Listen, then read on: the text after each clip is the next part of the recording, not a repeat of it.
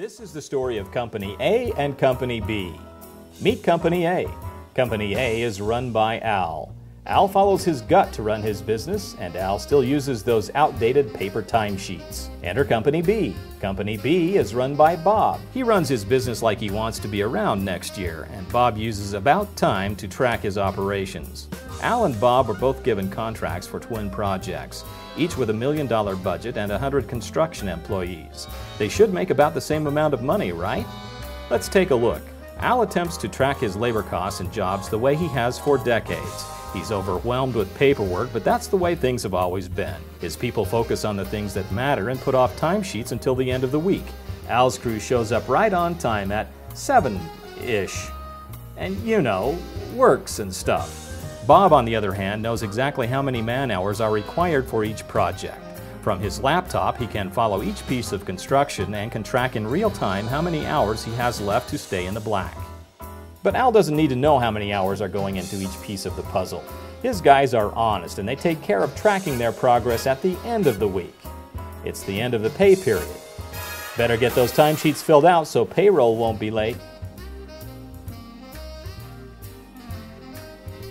Al's got crews all over the country, and those timesheets have to make it from job sites in Vegas, Austin, Chicago, and Cincinnati to the office in Akron, Ohio. So they fax, email, mail, and sometimes even hand-deliver them. Like the Vegas crew who goes every Friday to the copy shop to use the fax machine. The same fax machine. And after all the work is accounted for, someone has to cut the checks. Enter Gladys. Good old Gladys. Why is Gladys always so stressed and overworked?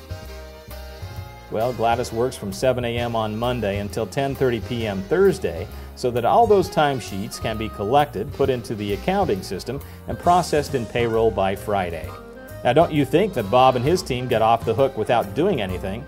His supervisors have to push a button in the field to get that data to the office, and then he has to click a few buttons to bring all that data right into the accounting system. Well, it looks like the project is almost done. Bob is $50,000 under budget. Al doesn't know how he did yet, because he's waiting for the final labor and job costs to come in. But Al's not worried. He usually knows his costs pretty well, and he comes out ahead, most of the time. Well, that's all right. Al will make it back on the next job. Only this time he's bidding against Company B. But he'll be fine. He's been doing this for 20 years. He knows what it takes to put a building together, and most importantly, he goes with his gut. Since Bob's been using AboutTime, he knows exactly what his costs are, which give him a competitive edge on future bids. So Bob got the job, which makes him happy, and Bob isn't the only one happy. So is his accountant, his foreman, and especially his employees. And don't worry, we're all winners here. Al's company was unprofitable, but he's still working in the industry. Meet Bob's new foreman.